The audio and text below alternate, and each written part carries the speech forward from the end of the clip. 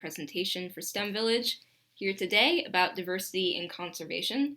So diversity is a huge topic and it's very broad. Conservation science is also a very broad field. So I won't be speaking about every single aspect of either of those things, but I did want to touch on some broader themes concerning diversity and conservation because I feel that human diversity isn't as spoken about as the importance of things like biological diversity. Um, so I just wanted to chat with you all a little bit today about why diversity is important in conservation, where are some of the gaps that we've seen in the field, and how we can move forward to help address those inequities.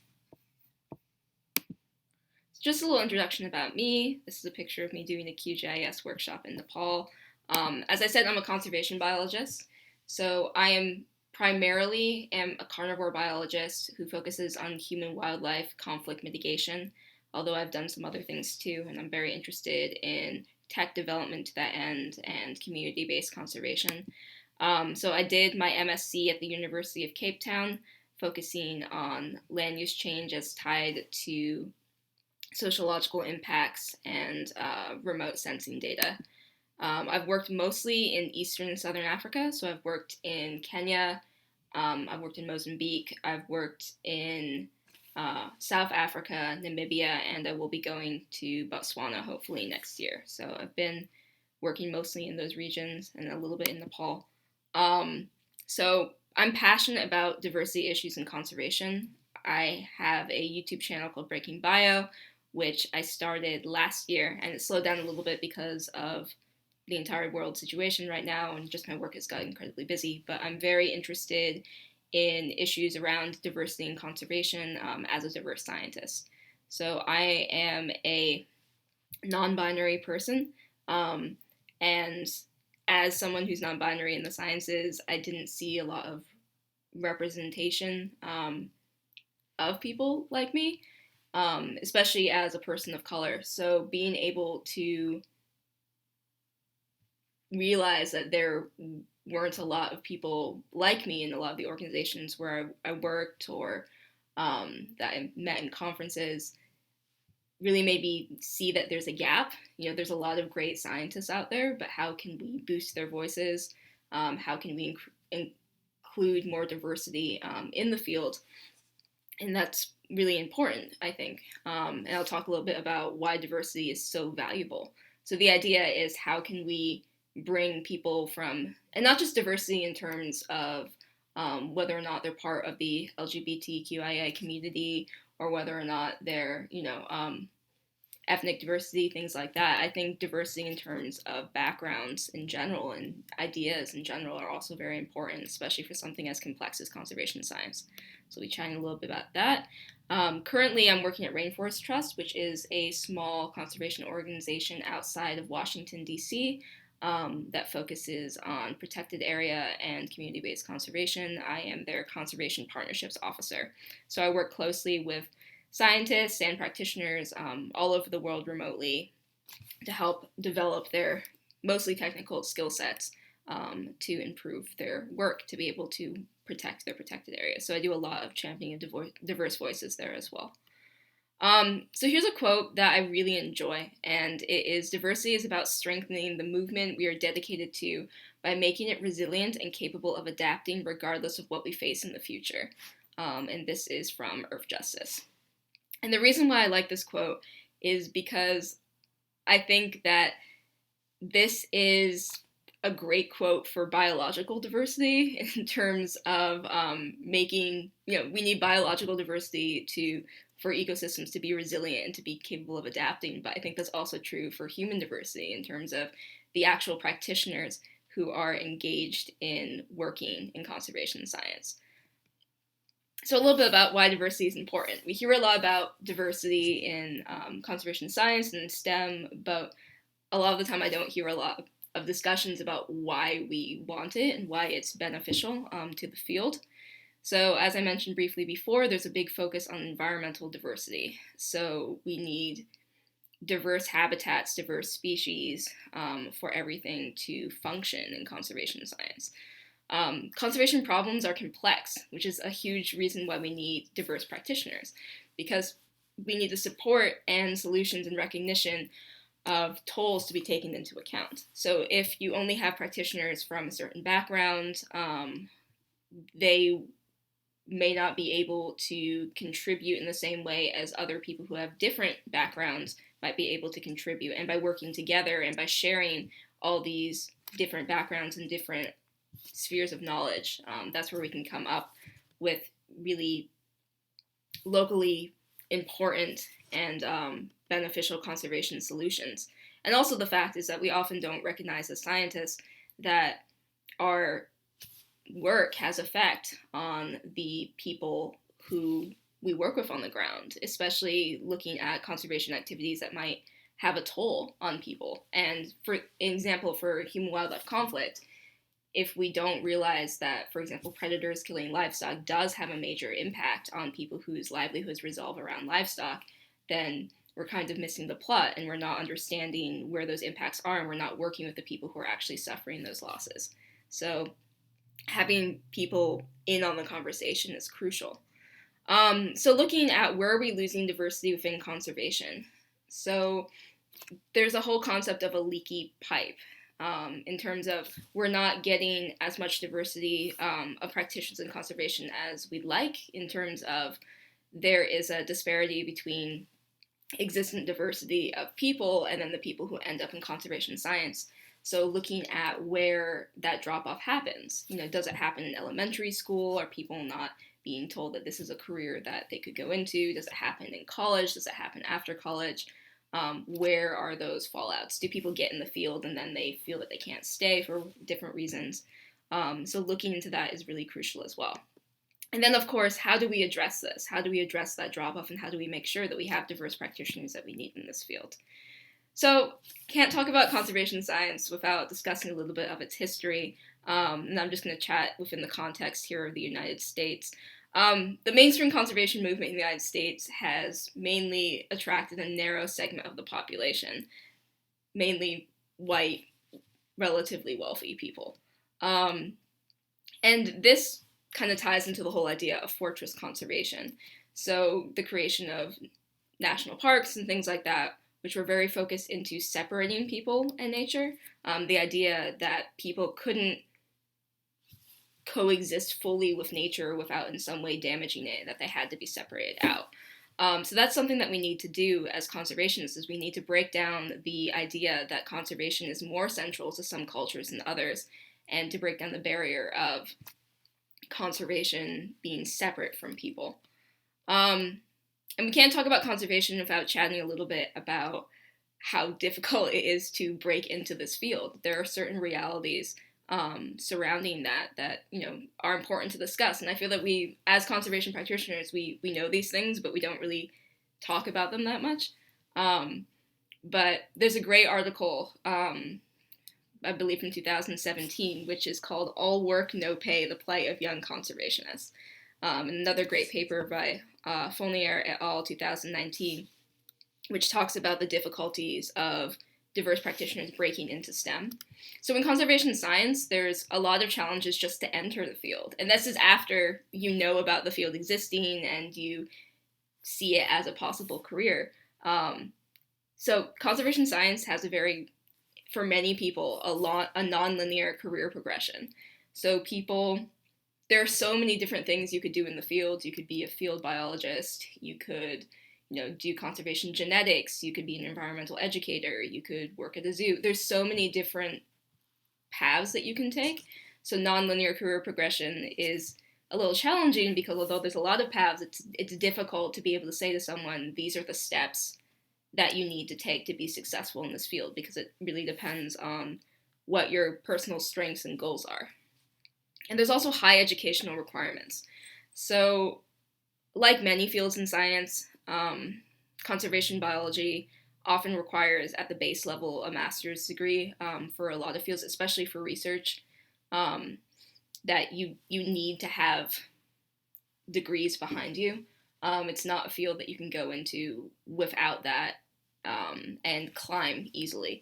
So that's difficult for people, often because, high educational requirements come with cost, and that is cost in time and cost in just money, right? So I think that's a big barrier for people. I know it was a major barrier for me, and the only reason I got around it were scholarships and things like that. But if having scholarships not shared widely, so people are aware of that, it can be a huge, huge impediment. And there's also high experience requirements. So after you go through and you get your degree, you're expected to have a lot of field experience, especially if you want to be a field researcher, a lot of field experience coming out of the gate, because you're going against people who already have that experience. So as a recent graduate, you're expected to be able to have quite specialized skills. Often you're asked to have different things like experience abroad, which again is a time and an expense commitment in terms of financial commitment. So these things are difficult to get if you are not already from a certain group that is able to access those resources. So I think that's a major barrier that we have to acknowledge.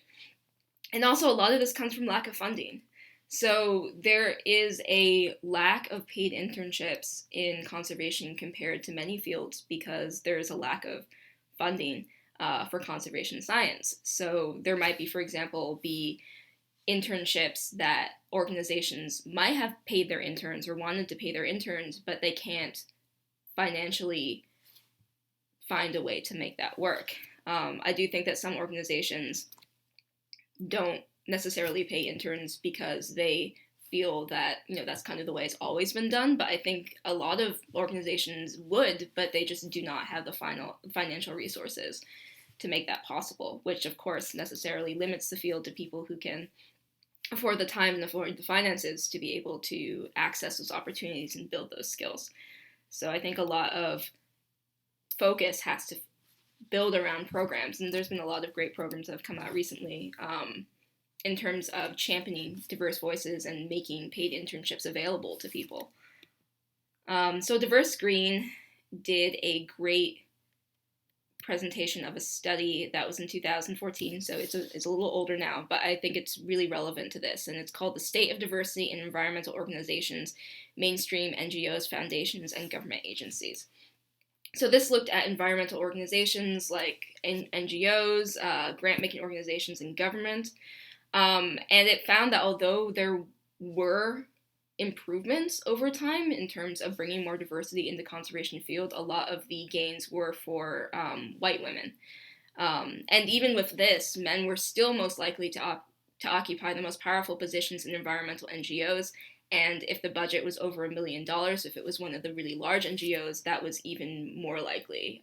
And then minorities in general, less than 16% were on general staff and boards, and less than 12% were in leadership. So there is definitely a lack of diverse practitioners in these organizations. And then also the culture was described as alienating to members of the LGBTQIA plus community. So definitely there is a problem in terms of there is drop-off happening. So why might this be happening? In terms of recruitment, a lot of these organizations work through informal networks or word of mouth. So if you're not in the know, you're not potentially going to be in the know about jobs opening up. In the study, it was seen that they rarely recruited for minority professional gatherings or serving institutions, and they weren't using the intern pipeline as much as they potentially could have. In terms of, there were diverse practitioners coming in as interns, but they were rarely being hired into the company and growing within the company. And that there's a lot of interest in diversity activities and different things put forward, but comparing the percentage of people who are interested in the activities versus who would pledge support to that activity in the organization, there was a major gap there. So a lot of that is a little disheartening, but I do want to talk about some positive directions that I've seen and potential directions that we can go to improve this. So in order for people to want to be in science, they have to know that people like them can do it. And a lot of the time, you know, there just isn't an ability to bring in scientists into a classroom for whatever reason.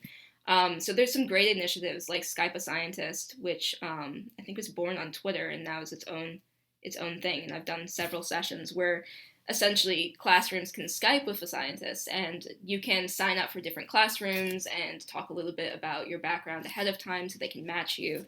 And it helps bring diverse scientists into classrooms, and they can talk about their work and what they do, and to show that it's possible, for people, for diverse practitioners to succeed in science, and that gives kids potentially an interest in science that they wouldn't necessarily have had or help develop that interest.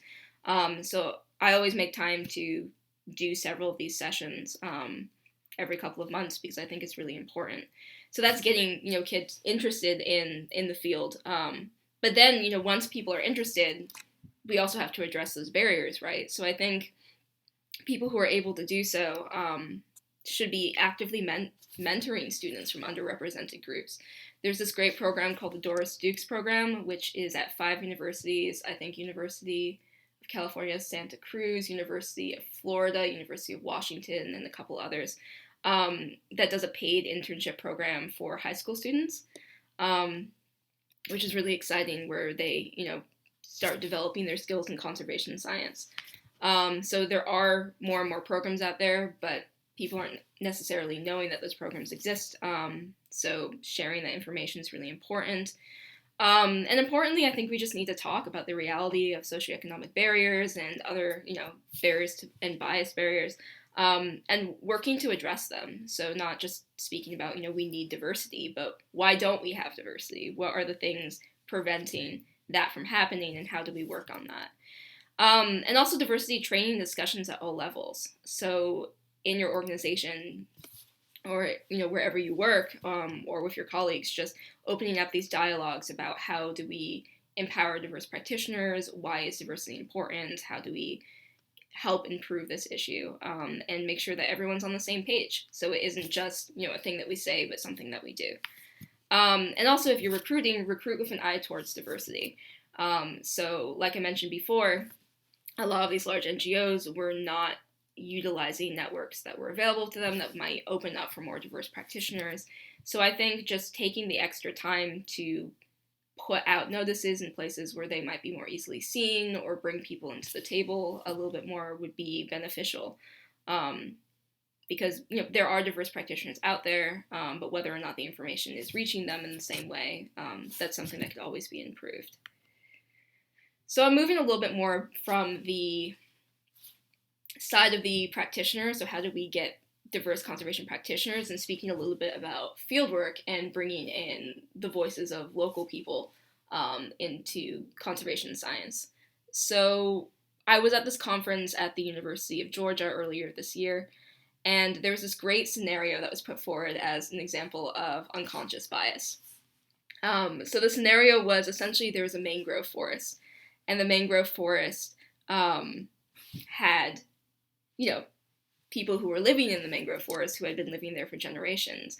And a researcher goes to the mangrove forest and asks the people, have you been catching more or less fish in the last 10 years than you have before? And the hypothesis is that they've been catching less. And the people say, yeah, we have been catching less fish over the last 10 years as there's been more and more development. And then the question was actually posed to the audience then at the conference, which is, would you take the local people at their word, or would you, in order to do a managerial choice, or, in order to, put something in place, would you take them at their word, or would you feel that you would need to corroborate your research with what they say? And, most of the people at the conference, they said, yeah, I think if the local people, they've been living there for generations, they would know how many fish they're catching. So if they're saying that, over many of them, that they're saying that we've been catching less fish, I'm inclined to believe them. So they would actually put practice in place without corroborating that. But then there was a scenario too, which is the same group came back and asked the local people, have you been catching more or less fish over the last 10 years? And their hypothesis is, of course, that they've been catching less. And the local people say, we've actually been doing really well fishing. We've been catching more fish than we've ever caught before, despite all the development going on. And then the question was then posed to the audience at the conference, which is, okay, now would you do a activity, a managerial activity, based on the fact that the local people are saying that actually they're doing fine with the fish. And most people at the conference, slowly lowered their hands, because they were not entirely comfortable with the idea of just going ahead on their word that everything was doing well. And I think that's an important piece of bias. So a lot of this is recognizing essential bias as practitioners and as scientists when we look at conservation problems. And this is a point that I think is really important, and that scientists shape what voices are heard. So there's a lot of power in being a scientist, and being able to, instead of looking at it from a position of power, looking at a position from equality and bringing in people's voices that need to be heard because this is where they're from and these are the impacts that are directly affecting them. So just having that in mind and having just scientists shape what voices are heard, there's a responsibility there. And not only that, if we don't bring people to the table, we're not going to come up with solutions that directly benefit them, which means we're not going to come up with long-term conservation solutions at all, because it won't be something that will be practical for the people on the ground. So again, some positive directions. Like I mentioned, the importance of awareness of biases, and also are intrinsic values enough? I think as many conservation practitioners, we become conservation scientists because we love wild areas and we love different species and all these different things, but are they enough for people who are actually suffering the impacts of these things? I'll never forget when I was in undergrad and realizing that, it's very well and good for me to sit in Harrisonburg, Virginia, and to think, I really love lions, but I'm not losing my livelihood to lions. So those effects are not impacting me. So it's looking at things from that perspective and working from that perspective rather than just our own.